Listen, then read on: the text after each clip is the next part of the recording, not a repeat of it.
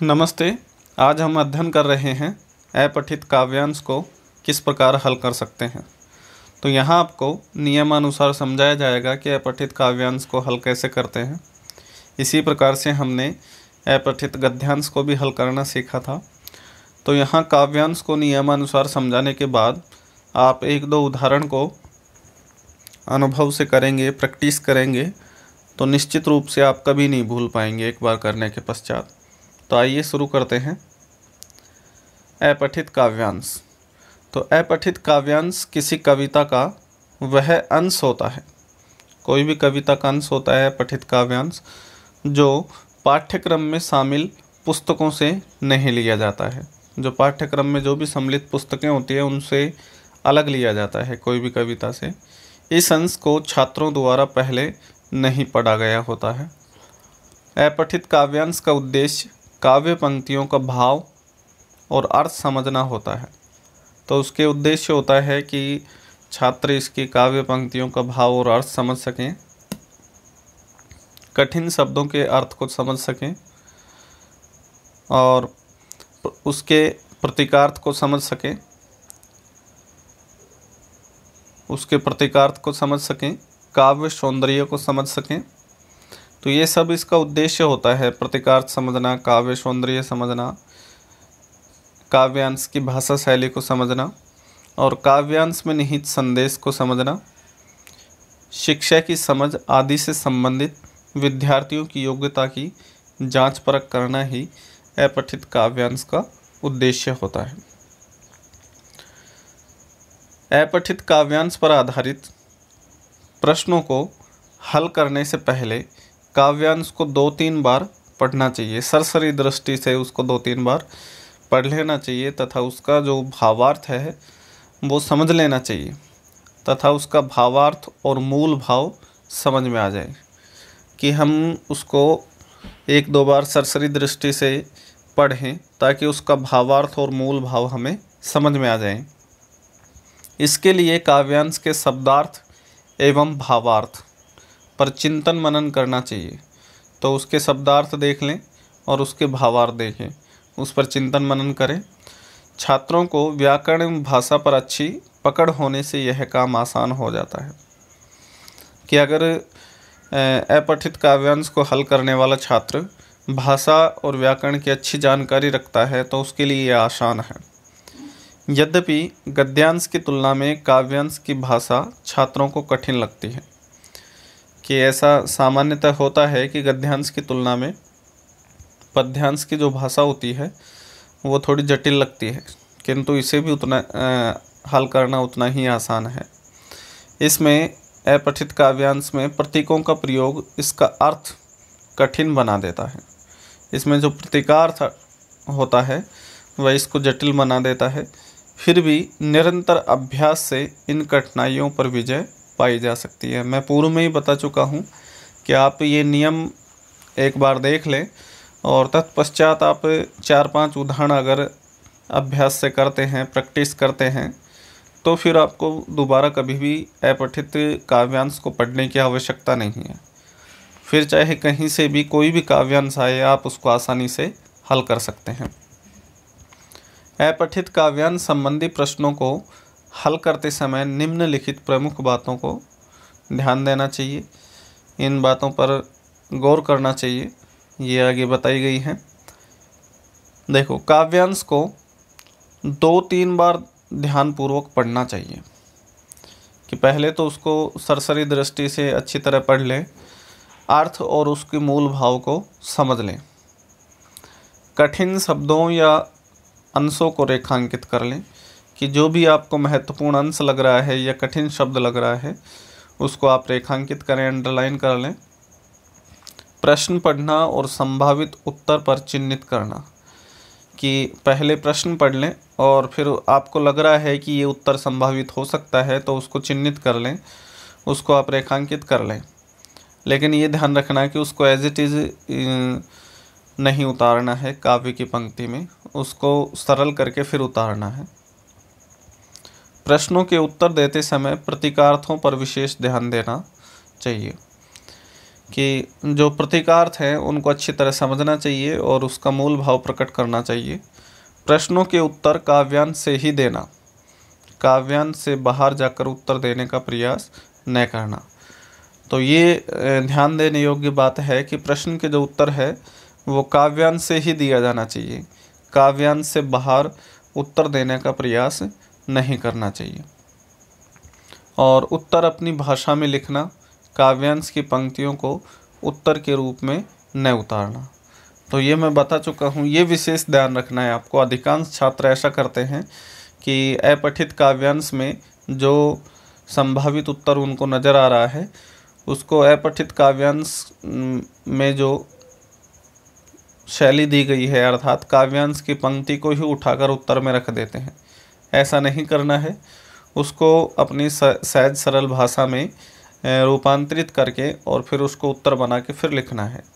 आप काव्यांश की पंक्ति को उत्तर में नहीं लिखेंगे, ये विशेष ध्यान रखना है। यदि प्रश्न में किसी भाव विशेष का उल्लेख करने वाली पंक्तियों पूछी गई है तो इसका उत्तर काव्यांश से समुचित भाव व्यक्त करने वाली पंक्तियां ही लिखना चाहिए।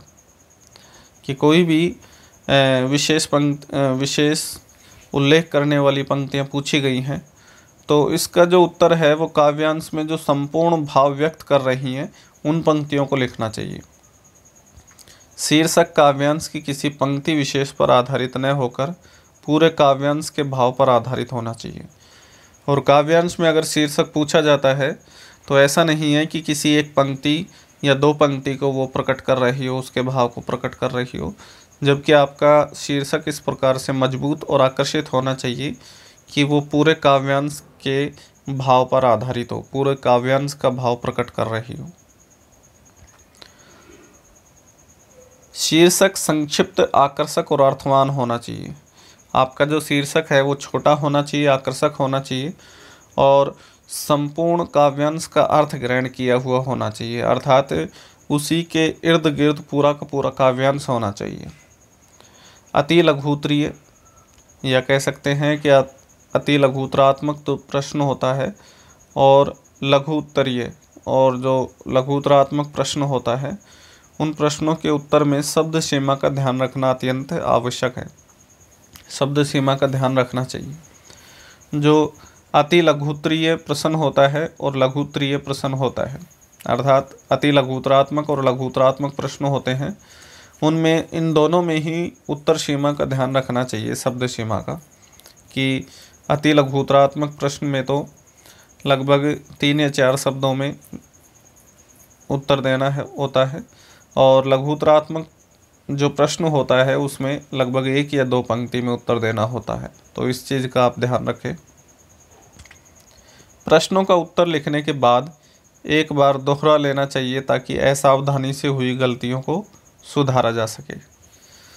आप प्रश्नों के उत्तर लिख चुके हैं तो उस उत्तर को एक बार दोहरा लें, मिलान कर लें कि आपका उत्तर सटीक है, सही है, उचित है या नहीं, ताकि असावधानी से कोई भी अगर गलती हो जाए तो उसको हम सुधार सकते हैं। तो काव्यांश को हल करने में आने वाली कठिनाइयों से बचने के लिए छात्र यह उदाहरण देखें जो आगे दिया गया है। तो इसी प्रकार से लिखा हुआ मिलेगा आपको परीक्षा में भी कि निम्नलिखित काव्यांश को पढ़िए और पूछे गए प्रश्नों के उत्तर दीजिए। काव्यांश दिया हुआ है आगे।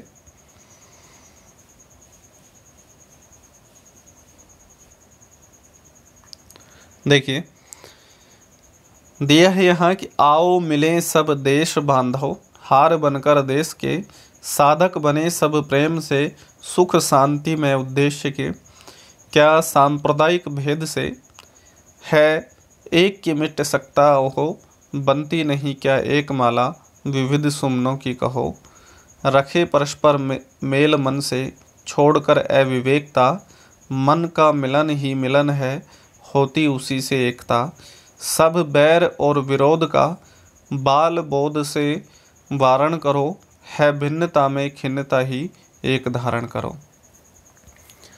तो इसको पढ़कर आप इसका मूल भाव और अर्थ निकालेंगे। सबसे पहले मूल भाव और अर्थ निकालने के पश्चात आप प्रश्नों को पढ़ेंगे और प्रश्नों को पढ़ने के बाद आप संभावित उत्तर लगा सकते हैं। जैसे मैंने यहाँ कोष्टक में बंद कर रखा है संभावित उत्तरों को, और इन संभावित उत्तरों को आप अपनी सहज सरल भाषा में, सटीक उचित भाषा में परिवर्तित करके और फिर उसका जवाब देना है, उत्तर देना है।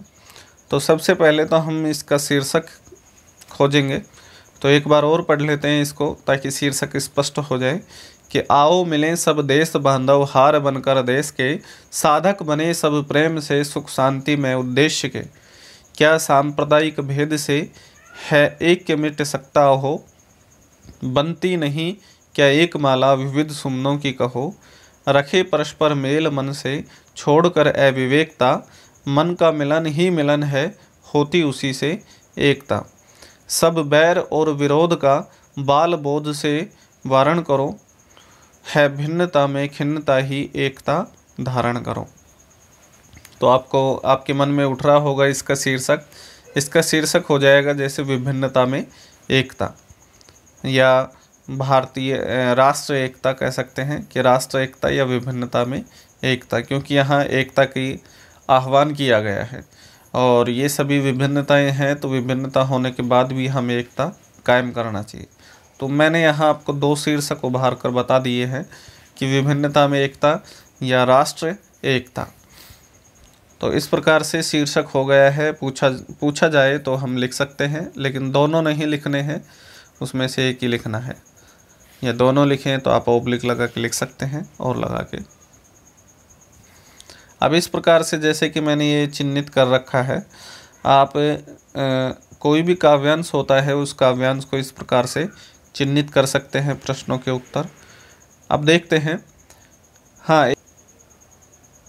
हाँ, एक बार मैं इसको सरल करके बता देता हूँ कि जो भी इसको सहज सरल भाषा में आपको भी इसी प्रकार से करना है कि आओ मिले सब देश बांधव हार बनकर देश के। तो ये कवि जो है वो समस्त देशवासियों से आह्वान कर रहा है कि हम सभी देश के बंधु देशवासी एक हार की तरह, जैसे कि एक फूलों का हार होता है जिसमें विभिन्न रंग बिरंगे फूल होते हैं, वो गुथ कर एक बना होता है, तो फूल के हार की भांति ही हम गुथ कर एक बन जाएं, अर्थात एकता के सूत्र में पिरो जाएं। साधक बने सब प्रेम से सुख शांति में उद्देश्य के, कि हम सुख और शांति और प्रेम के साधक बने, अर्थात सुख शांति और प्रेम के हम उपासना करें, उसकी साधना करें, सुख शांति प्रेम को अपनाएं। क्या सांप्रदायिक भेद से है ऐक्य मिट सकता है वो, कि सांप्रदायिक एकता को करके हम एकता स्थापित कर सकते हैं। कहने से तात्पर्य है कि विभिन्न जो सांप्रदायिकता होती है, अलग अलग धर्म में लोग अलग अलग मान्यता रखते हैं, एक दूसरे की कटाक्ष करते हैं, तो इस प्रकार से कटाक्ष करने से एकता साबित नहीं होगी। हम सांप्रदायिक भेद को खत्म करके और इनमें एकता स्थापित करेंगे तो संपूर्ण देश में एकता स्थापित हो जाएगी। इस प्रकार से दिया है, बनती नहीं क्या एक माला विविध सुमनों की कहो। तो ये उदाहरण दिया गया है कि विभिन्न सांप्रदायिकता या विभिन्न धर्मों को हम एक समान माने और उनके साथ समान ही सलूक करें तो एकता स्थापित हो सकती है। जैसे कि एक फूलों का हार होता है, उसमें विभिन्न तरह के अलग अलग किस्म के भिन्न भिन्न प्रकार के जो पुष्प होते हैं वो सारे मिलकर बने हुए होते हैं, वह माला जो होती है अत्यंत सुंदर लगती है। उसी प्रकार से हमें भी संपूर्ण देश में एक माला की तरह ही जुटकर रहना है। इसमें विभिन्न पुष्प जो हैं वो अलग अलग धर्म के लोग हैं। तो रखे परस्पर मेल मन से छोड़कर अविवेकता, की अपनी अविवेकता को छोड़कर, बुद्धिहीनता को छोड़कर और आपस में मेल झोल का सामंजस्य रखना चाहिए, प्रेम भाव रखना चाहिए। मन का मिलन ही मिलन है होती उसी से एकता, कि ऐसा कुछ नहीं है कि आप में धार्मिक विभिन्नता है या फिर भौगोलिक विभिन्नता है या फिर बाह्य विभिन्नता है। सबसे बड़ा जो मिलन होता है वो मन का ही मिलन होता है। अगर मन का मिलन हो जाता है तो उसी से एकता स्थापित हो जाती है। सब बैर और विरोध का बल बोध से वारण करो। वारण नहीं है, ये वरण है, गलत हो गया। कि सब बैर और विरोध का, कि आपस में जो भी शत्रुता है, विरोध का भाव है, शक्ति बोध कराने वाला जो भाव है, उन सभी का आप त्याग कर दो। है भिन्नता में खिन्नता ही एकता धारण करो। अगर आप भिन्नता रखोगे तो उसमें खिन्नता ही पैदा होगी, उससे दुख कचोट ही मन में आएगा। तो इसीलिए आप इन सभी विभिन्नताओं को अपनाते हुए इसमें एकता शामिल करो। तो यहाँ जैसे कि पुष्पों का हार होता है, विभिन्न पुष्पों का हार, अलग अलग प्रकार के अलग अलग रंगों के जो पुष्प होते हैं वो एक माला के रूप में पिरो जाते हैं, उसी प्रकार से इस देश में भी विभिन्न धर्मों के लोग हैं, विभिन्न संस्कृति के लोग हैं, विभिन्न भौगोलिक दृष्टि से अलग अलग लोग हैं। तो इन सभी को हमें एकता के सूत्र में पिरोकर और माला की तरह एक होना चाहिए। तो यही स्पष्ट हो रहा है कि हमारा देश जो है वो विभिन्नता को दर्शाने वाला है, तो हमें इसमें एकता स्थापित करनी है। तो इसीलिए ये शीर्षक है विभिन्नता में एकता या राष्ट्र की एकता। तो समझ में आ गया होगा। अब आप सभी का प्रश्नों का उत्तर दे सकते हैं आसानी से। वहाँ मैंने उनको चिन्हित भी कर दिया था जहाँ जहाँ प्रश्न की संभावना है। तो कवि, प्रथम प्रश्न इसमें है कि कवि देशवासियों से क्या आह्वान कर रहा है। तो ये प्रारंभ में ही बता चुका था मैं कि कवि देशवासियों से आह्वान कर रहा है कि वे भारत में एकता स्थापित करके और सुख शांति से जीवन बिताएं। तो ये जब काव्यांश शुरू किया था उस समय ही बता दिया था मैंने। दूसरा प्रश्न है कि आपस में एकता बनाए रखने के लिए किसका उदाहरण दिया गया है। ये उदाहरण भी मैं 2-3 बार रिपीट कर चुका हूँ कि आपस में एकता बनाए रखने के लिए कवि तरह तरह के फूलों से बनी सुंदर माला का उदाहरण दे रहा है। मैंने बताया था कि विभिन्न प्रकार के पुष्पों और विभिन्न रंगों के पुष्पों से मिलकर जैसे एक सुंदर माला तैयार होती है, उसी प्रकार से विभिन्न धर्मों और संस्कृति के लोगों से मिलकर भी हमारा राष्ट्र निर्मित होता है। अगला प्रश्न है कि देश में एकता की भावना कब मजबूत हो सकती है।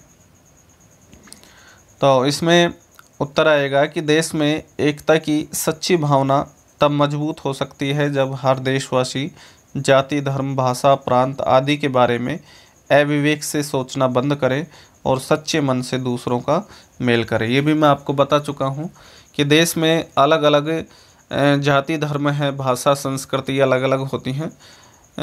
तो प्रत्येक देशवासी इन अंतरों को समाप्त करके कि जाति, धर्म, भाषा, प्रांत, संस्कृति इन सभी के बारे में अविवेक से सोचना बंद करके और सच्चे मन से अगर एक दूसरे से मेल करे, सच्चे मन से, प्रेम भाव से, सद्भावना से एक दूसरे से मिले, तो फिर देश में सच्ची एकता या सच्ची भावना स्थापित हो सकती है। ये मैं बता चुका हूँ कि वास्तविक जो मेल है वो मन का मिलना ही है, चाहे बाह्य भौगोलिक दृष्टि या जाति, धर्म या संप्रदाय या भाषा, संस्कृति मेल न खा रही हो, लेकिन व्यक्ति का मन मेल खा जाता है तो उसमें सब कुछ मेल खा जाता है। और मन मेल खाने से ही उसमें वास्तविक मजबूत एकता साबित हो सकती है। अगला प्रश्न है कि भिन्नता में खिन्नता के माध्यम से कवि क्या कहना चाहता है और क्यों। तो इसका भी मैं काव्यांश में बता चुका हूँ, उत्तर दिया हुआ है कि भिन्नता के माध्यम से कवि यह कहना चाहता है कि अलग अलग रहने का परिणाम दुख एवं अशांति ही होता है। भिन्नता में रहोगे तो खिन्नता ही उत्पन्न होगी, दुख की स्थिति ही उत्पन्न होगी, अशांति की स्थिति उत्पन्न होगी। अतः हमें मेल जोल और एक के भाव से रहना चाहिए, कि हमें मिलजुल कर एकता के भाव से रहना चाहिए, क्योंकि एकता के अभाव में देश कमज़ोर हो जाएगा, जिसका परिणाम दुखद ही होगा। कि हमारे अंदर एकता का अभाव होगा, हम भिन्न भिन्न रहेंगे, भिन्न भिन्न हमारे विचारधारा होंगी, भिन्न भिन्न हमारे मन होंगे, मेल जोल नहीं होगा, तो इससे हमारा देश कमज़ोर हो जाएगा, जिससे दुखद स्थितियों का सामना करना पढ़ सकता है। इसलिए हमें इन सभी भिन्नताओं को अपनाकर और इनमें एकता स्थापित करनी होगी, तभी संपूर्ण राष्ट्र में सुखद शासन स्थापित हो सकता है। अगला प्रश्न है कि काव्यांश में सच्ची एकता किसे कहा गया है, इसे बनाए रखने के लिए क्या करना चाहिए? तो इसका भी उत्तर आ चुका है कि सच्चे मन से ही एक दूसरे से मिलने को सच्ची एकता कहा गया है। कि चाहे आपके भौगोलिक परिवेश, आपके धर्म, संप्रदाय, भाषा, संस्कृति ये मेल न खा रही हो, लेकिन आपका मन एक दूसरे से मेल खा रहा है, अर्थात मन का मेल झोल हो जाता है, आपके विचार मिलने लगते हैं, तो यही वास्तविक एकता कहलाती है। इसके लिए भारतीयों को आपसी बैर, शत्रुता और विरोध को जो सप्रयास बलपूर्वक दबा देना चाहिए। कि ये भी बताया था कि आपस में जो वैर भाव है या विरोध का भाव है, उसको शक्तिपूर्वक दबा देना चाहिए, त्याग देना चाहिए, वो जो भाव उत्पन्न होता है, और एकता मजबूत करनी चाहिए और आपस में एकता को सुदृढ़ कर लेना चाहिए। तो इस प्रकार से ये काव्यांश हमारा पूर्ण होता है।